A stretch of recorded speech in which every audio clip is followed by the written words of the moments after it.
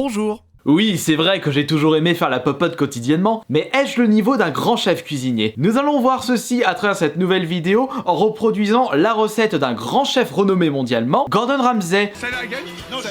Cette recette va plaire à beaucoup d'entre vous puisqu'il s'agit une nouvelle fois d'une recette végétarienne. Alors suivez-moi pour cette recette de Gordon Ramsay en espérant que je ne vais pas trop me foirer et vous allez voir que je l'ai un petit peu arrangé à ma sauce. Faut pas oublier que dans la cuisine, il ne faut pas respecter au pied à la lettre les recettes de cuisine, on peut apporter sa petite touche personnelle. Et vous allez voir une nouvelle fois que vous n'aurez pas besoin de récupérer des aliments complexes à trouver pour pouvoir faire de bons petits plats. Pour cette nouvelle recette végétarienne à la portée de tout le monde et très simple à mettre en place, je vais vous montrer de quoi faire 2 repas ou un repas pour 2 personnes. Vous aurez besoin d'un joli poireau, des champignons de Paris ou les champignons que vous souhaitez, une gousse d'ail pour apporter un super goût, de la crème fraîche, épaisse ou liquide, ça dépend de ce que vous avez dans votre frigo, un bouillon de légumes ainsi que de poivre, et pour l'accompagnement, vous prenez des pâtes tout à fait classiques comme des fusillis ou alors des papillotes. Et vous n'aurez pas besoin de saler le plat principal puisque vous allez utiliser préalablement le bouillon de légumes. Et maintenant, direction les fourneaux. Aïe. Vous allez pour commencer chauffer une casserole remplie d'eau. Hop. Vous couvrez votre casserole et en attendant, nous allons commencer par couper les légumes. À commencer par les petits champipis. Bien entendu, il ne faut pas oublier de les laver avant de les couper. 4 bons gros champignons, ça suffira parfaitement. Vous passez à l'eau froide, vite fait bien fait, et vous coupez finement vos petits champipis. Ouh, quoique j'ai comme l'impression que 3 champignons iront parfaitement. Oups, voilà, non c'est bon, j'ai touché l'ongle. Ouais, je suis en train de me demander si ça ira. Ouais, vas-y, on va faire le 4e. Nous allons chauffer une autre plaque. Ah non, zut, attends. Je vais devoir changer de plaque et utiliser la petite plaque pour pouvoir chauffer les pâtes, afin d'avoir accès à la plaque moyenne pour cette poêle. Et hop, changement. Et maintenant qu'on a accès à la plaque du dessus, on va pouvoir chauffer la poêle. Je vais mettre puissance 6, puissance 5, je sais pas trop. Ça, il fait un bruit, on s'en fout. Vous allez mettre un filet d'huile d'olive dans votre poêle. Un filet pas trop quand même. Vous allez ajouter les champipis finement coupés. Ah, faut que j'arrête d'en bouffer. Et pendant que ça chauffe, on va en profiter pour s'occuper de l'ail et du poireau. Comme d'habitude, vous connaissez la chanson par rapport à la gousse d'ail. Vous la pétez avec le côté d'un couteau. Comme ça, vous pouvez enlever facilement la peau. Vous jetez tous les petits détritus. On va déjà s'occuper du poireau.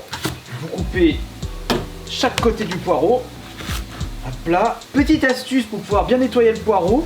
Vous prenez, vous le mettez debout. Et vous le tranchez des 2 côtés. Et à partir de là, vous les passez à l'eau froide. Ah, mon poster qui se pète la gueule. Toujours avoir un œil sur les champignons. Si vous remuez pas assez, ça risque de cramer. Et à partir de là, vous tranchez le poireau. Ah, toujours le même couteau.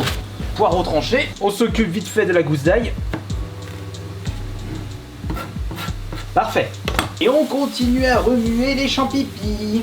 Et attention, à ce moment-là, on va enchaîner avec la cuisson des pâtes et l'ail poireau. Vous allez commencer par mettre le poireau et l'ail. Allez, ça danse ici. Et regardez ça. Là, ouh, ça cuit, ça cuit, ça cuit. Un petit peu de sel. Et vous mettez la quantité de pâtes que vous souhaitez. Assez de pâtes pour 2 repas. On va réduire un petit peu le feu. Parce qu'on n'est pas là pour cramer les légumes. On rajoute un petit peu de poivre, mais pas trop. Ok, très bien. Et tout de suite, nous allons chauffer dans une grande tasse d'eau le bouillon de légumes. Prenez les cubes or, vous prenez les 2 cubes et vous chauffez ça au micro-ondes pendant 1 minute 30, 2 minutes. On remet tout ceci généreusement en faisant attention que ça ne crame pas.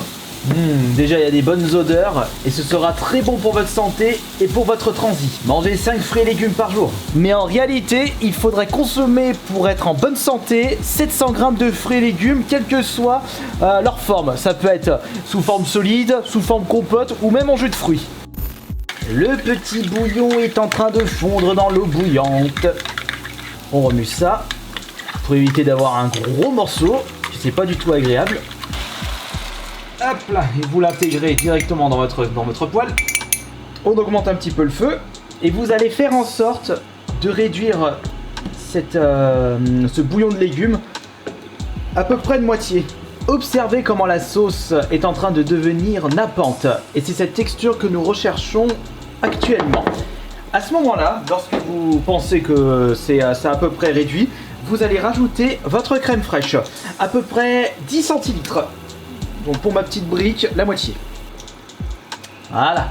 Et vous allez continuer à remuer Ah mais là, non, arrête. J'en fous de partout encore. Je disais, vous allez commencer à remuer généreusement votre sauce, votre plat, votre beau repas.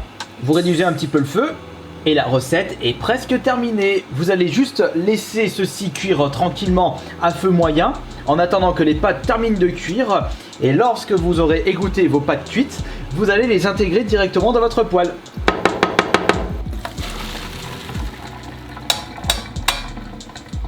Je crois que j'ai fait des pâtes pour un régiment là.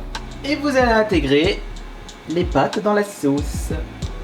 Vous allez encore cuire ceci pendant quelques minutes à feu assez doux. Et la recette sera terminée. Ah mais allez, mais vas-y, barre-toi pas toi. Ouais, reste dans la poêle. Ouh, ça baigne dans la sauce. Je sens que je vais me régaler une nouvelle fois.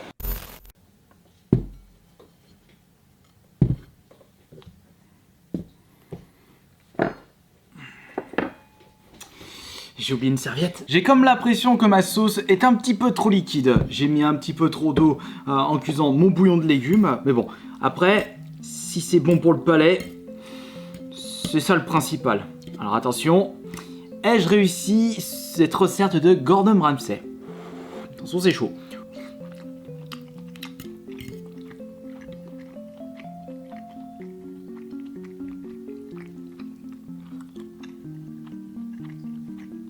Mais je trouve que par rapport à d'autres plats, ça manque quand même un petit peu de goût.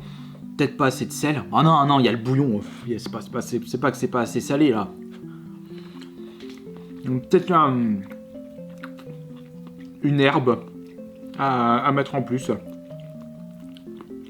Ouais, mais je vais pas rajouter du basique. Je vais pas rajouter des herbes de Provence. Peut-être de la coriandre. Ça devrait bien se mélanger avec les pâtes et le poireau. À voir. Pourtant, le poireau, c'est quelque chose qui a beaucoup de goût. Ouais, là, je suis en train de me faire des films. Je suis en train d'être un petit peu trop perfectionniste avec les plats que je prépare. Attends.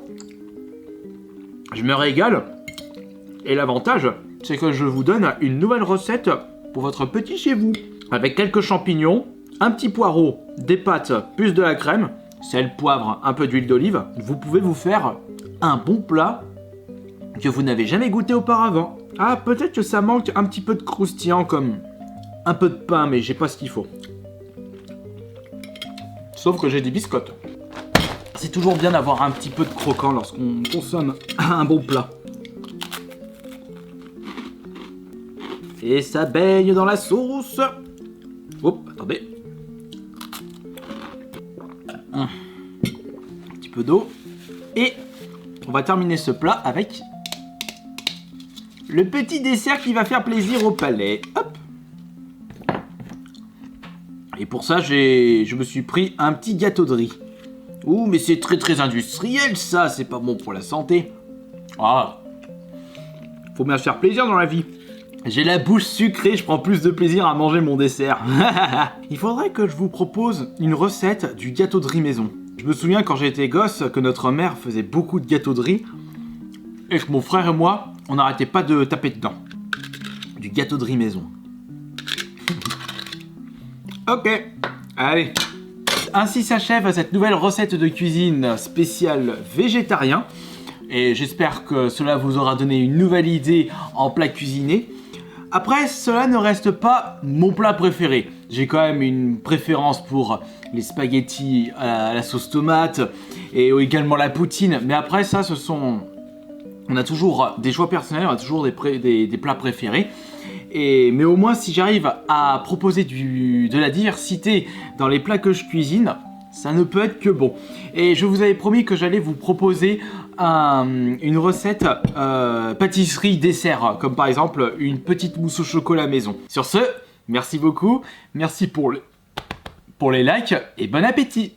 Ciao!